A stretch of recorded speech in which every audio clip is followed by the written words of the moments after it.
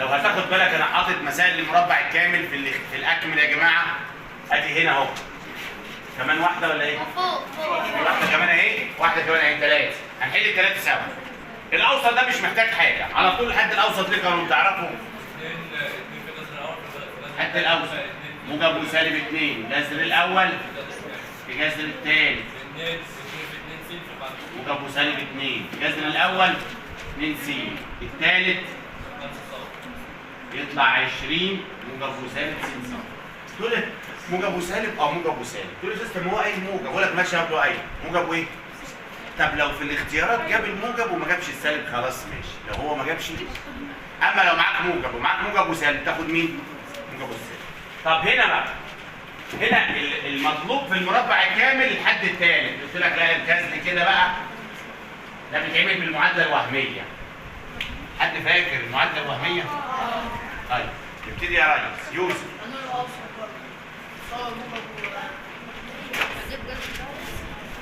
ما تخليش تنسي، واخد بالك؟ ثبتي على السبوره مفيش دعوه بيها انا خالص، انا عايز السبوره تيجي بالعرض.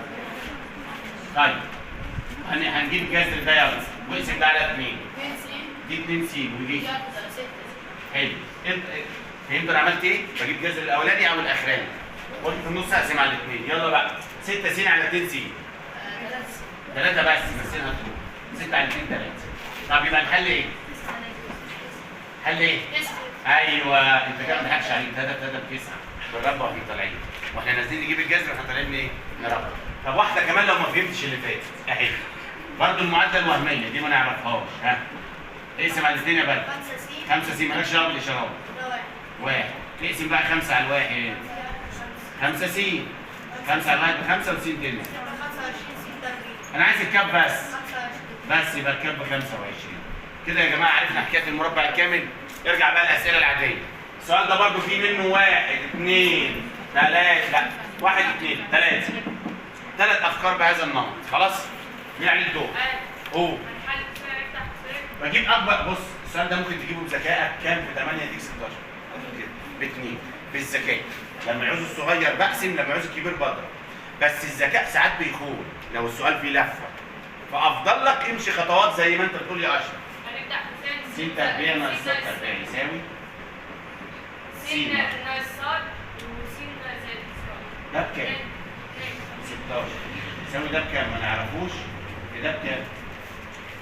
8 في كام يديك 16؟ 8 في 2 يبقى هنا ب 2. صعبه ديت. يبقى اللي هو عايزه ب 2. طيب اللي زيها دي برضه هتحلل لي اكبر قيمه فيهم. حلل يا محسن. بص صغير زيها. طيب هات الجذر هنا والجذر هنا. تكعيبي طبعا. س وص. ربع. س زائد ص يساوي 3. س تربيع ناقص س ص زائد ص تربيع يساوي 5. هنعمل ايه؟ بص صغير بص كده زيها وبعدين عكسها وبعدين جذر س تكعيب. س جذر ص تكعيب. س في س. محدش يتكلم معايا. ص تربيع. س في ص. طيب ده بكام؟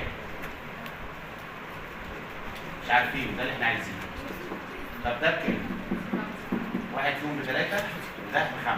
يعني بحط كل حاجه بقيمتها. مش ده ب3 وده ب5 وده مش عارفين.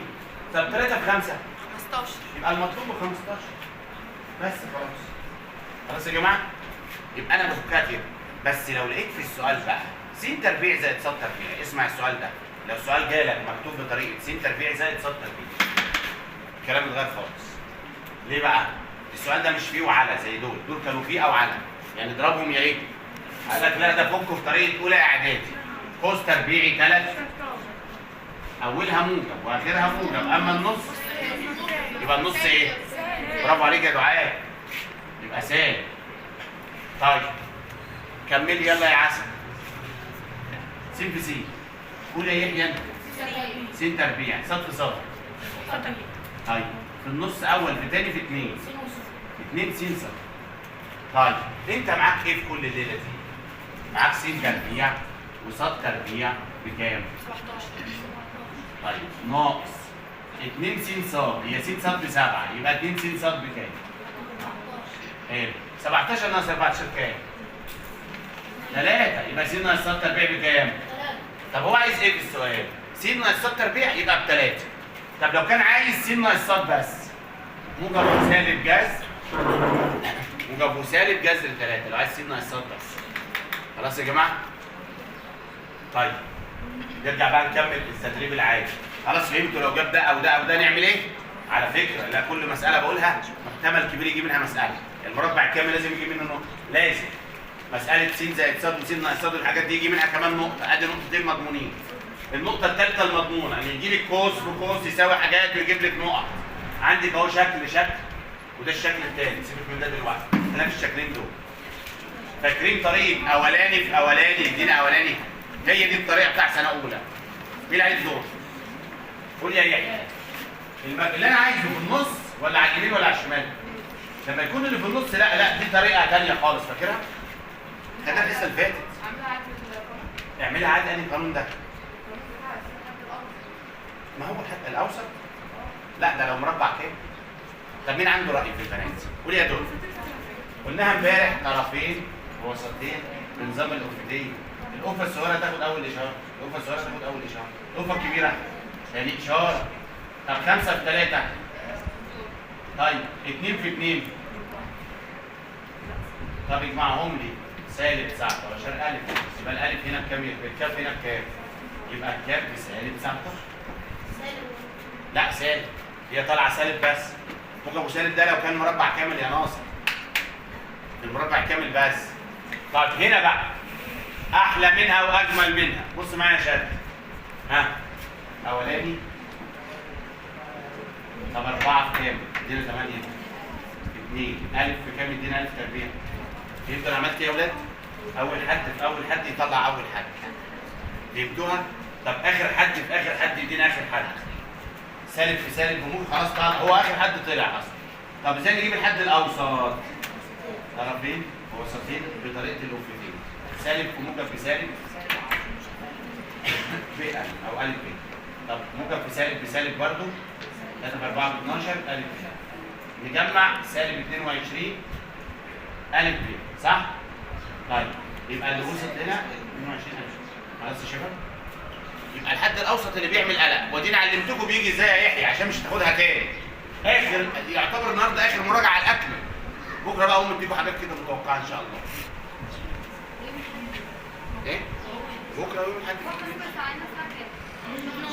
بكره 12 ل 2 عشان ما تاخديش معاك بعد. صلوا النهارده ساعه الا ربع، بكره ساعتين.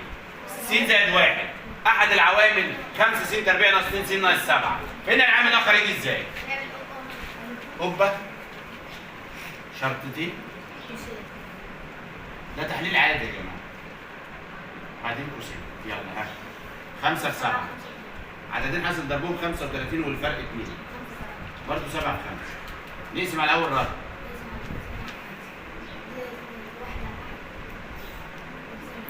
المقام يتحط يمين، وسط يتحط شمال. س ناقص ده احد العاملين قاله لك، يبقى فاضل مين؟ 5 س ناقص. طيب شوف عايز 4 أس 3. خلاص يا شباب لو سمحت. زائد 4 أس 3 زائد 4 أس 3 زائد 4 أس 3 بايه؟ هناخد 4 أس 3 مره واحده اللي هي نوعها. في 4 يا معاذ. 4 أس. يبقى 4 أس 3 1 كام؟ بس كده. لو ما لقيتش 4 أس 4 شوف مين في الاختيارات يديك نفس النتيجه. 4 أس 4 تعملها على الاله يطلع كام؟ 256. شوف انت بقى مين يديك نفس النتيجه. طيب السؤال ده جميل برضه. عايز ده ايه اس ايه من الاخر؟ قول يا الاء. لو عملت ده على الاله يطلع 1 على 10000 اللي هي تعتبر 1 على 10 اس، يا اما 10 اس سالب 4 اللي يريحك انت يا الاء. سبتها كده ماشي، سبتها كده ماشي. تمام. دي بقى يلا يا شباب. س بجذر 3 9 على جذر 3. طب جذر 9 اللي هي ايه؟ صوت يا بنات. اللي هي 3 على جذر 3. صح؟ طب انا عايز س اس سالب 1، مش عايز كده؟ ماشي ها، يبقى جذر 3 على 3 سيبها له كده على فكره كويسه كده خلاص. طب واحد يقول لي ما لقيتش اللي انت جايبه ده في الاختيارات، اجرب الاختيارات مين يدينا نفس النتيجه على الاله. دايما اقول للطالب ما تنساش انك بتجرب الاختيارات. مين هيحل دي؟ 65 ب 4 يبقى 65 ناقص 1 كام يا ملك؟ تساوي 65 على 5 أس 1 4 على 5 ماشي. يلا يا دعاء س ناقص اسراء س ناقص 5 والصفر بواحد يا اسراء، يبقى س تنتمي لايه؟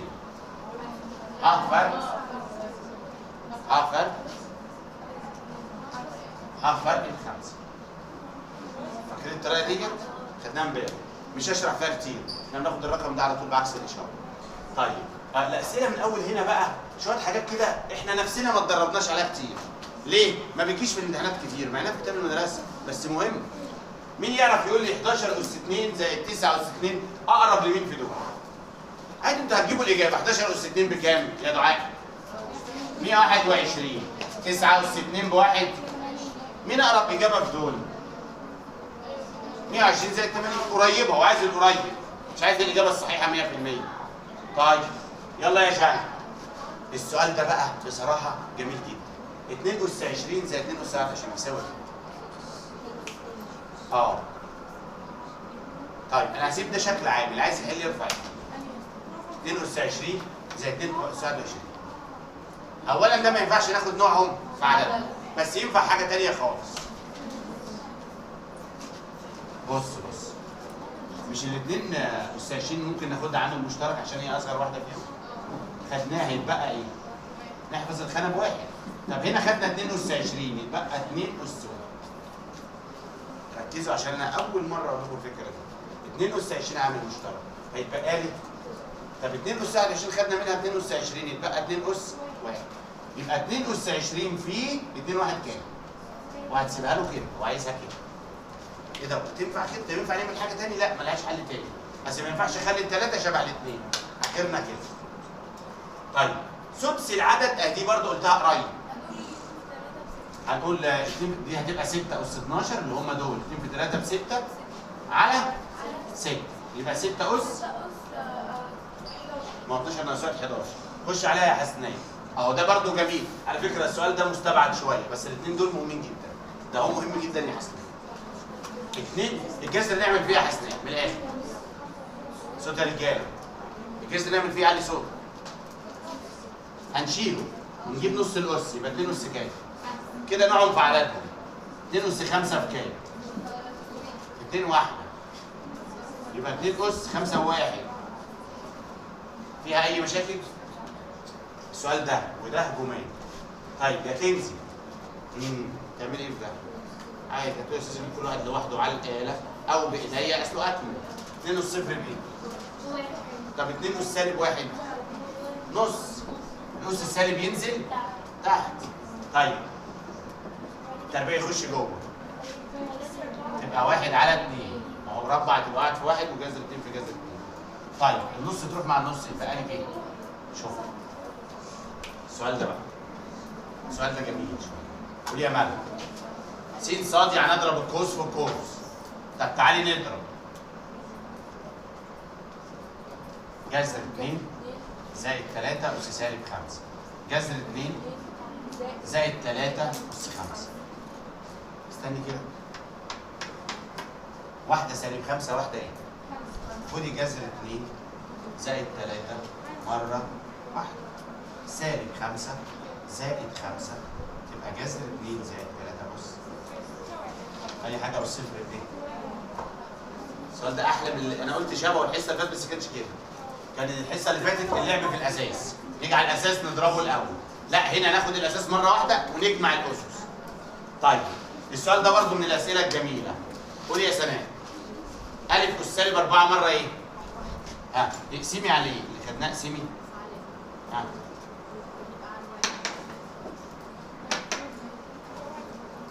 ألف أس أقولها تاني؟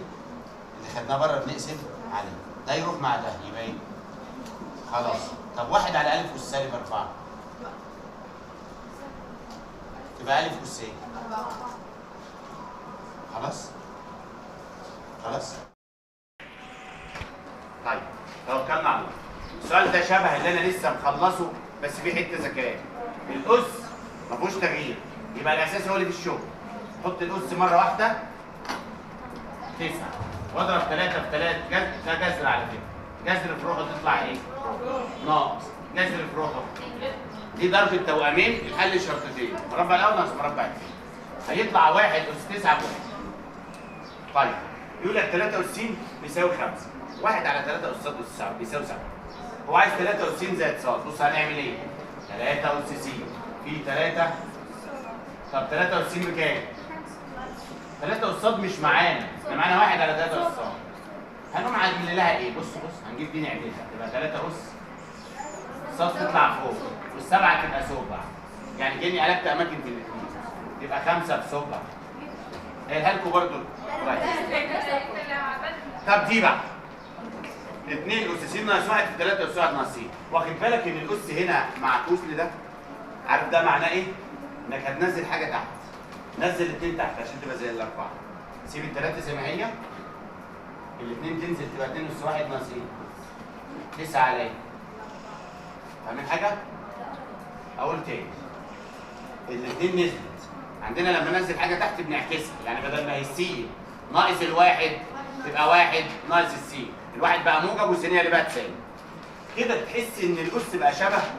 خدوا مرة واحدة يبقى 3 على 2 أس 1 ناقص س يساوي 3 على 2 أس 0. أس 2 معلش 9 3 أس 2 صح كده؟ الأساس يساوي الأساس يبقى الأس يساوي يبقى 1 ناقص س ب2 يبقى سالب س تساوي 2 ناقص 1 سالب س. يبقى س بتساوي س بتساوي سالب يبقى س هنا بسالب 1. فيها مشاكل؟ قولي عايزة إيه؟ طب تعالوا هنا. بص من الآخر الأسئلة دي لو جت اختياري زي ما هي جاية كده، أنت لو كتبت على الآلة مرة واحدة هتطلع، بس اللي بيعرف يستخدمها. ما بتعرفش تستخدم الآلة صلي على النبي وبص معايا. أنا هعمل تسيبكم دي العمليات بتاع أولى إعدادي. ده كله على الآلة وخلاص. بس افتكروا ان الاول الاقواس وبعدين الاسس وبعدين ضرب واسمع وبعدين جمع وطرح. الترتيب كده قوس اس ضرب اسمع جمع ضرب قوس واس ضرب واسمع جمع وطرح. طيب هنا بقى ركزي قوي. بص بس معايا بعد اذنكم في حاجات بنسهل بقى الحل. يعني دي مع دي طبعا انت هتعملوها بالاله هتطلع بره، بس انا لو مش معايا عايز احل بايدي. بص انا هعمل ايه؟ مش دي جذر 3 أس 3 ودي جذر 3 أس 1 يبقى جذر 3 أس كام؟ ناقص تبقى 2 على دي خطوة تسهل. هنا 2 تنزل الجذر في روحه. شوف انا عملت ايه؟ سهلت على نفسي. طب جذر 3 تربيع بكام؟ 3 على 3 زائد 2 في 2 3 على 3 ب1 زائد 4. بص انا سهلت لك. عايز تمشي بنفس ترتيب عمليات الجمع الضرب ما فيهاش مشاكل. العمليات الحسابيه عايز تحل بالاله مفيش مشاكل. انا حاولت ابسط لكم بس. طيب دي مهمه واخدناها كتير. 6 أس س ب7 يبقى 6 أس س زائد 1 تساوي 6 أس س في 6 أس 1 تساوي 7 في 6 2 و1. خش هنا بقى. مين عليه الدور؟ اي حد يقول لي يا بنت. دي بقى حته ذكيه قوي، مين اللي يعرفها؟ اللي عايز يقول يرفع. قول يلا يا بس.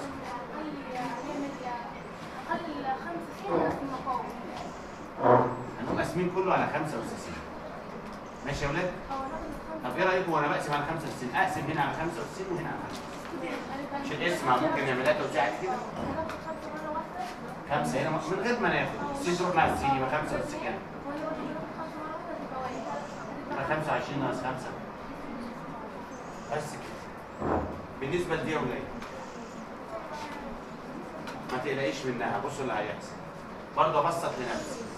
ده الجذر يروح 10 على 2 3 أس 5 شلت الجذر وعملتها ناقص 2 ب 3 أس 5. ده كده خد 3 أس 5 عامل ايه؟ هيبقى لك هنا 1 زائد 1 ده كله بصفر. 3 أس 5 بصفر تساوي ايه؟ طيب انا هخلص دي وامشيكوا عشان مش هقدر اكمل اكتر من كده عشان الحق الصلاه بس. 2 أس كده عشان ما يبقاش حرام علينا. 2 أس س بكام؟ ب3. يبقى 8 أس س بكام؟ وايه يا حبيبي؟ تمام الصوت. هيبقى 1 على 8 أس س. يعني 1 على 2 ب2 ب2. ها؟ 1 على 3. ما تنسوش ان س تربيع زائد 25 بصفر تديك ايه؟ ما تحليش كتير مجموعة الحل فوق. في اختها هنا ما تنساش تشترك في القناة، تفعل زر الجرس.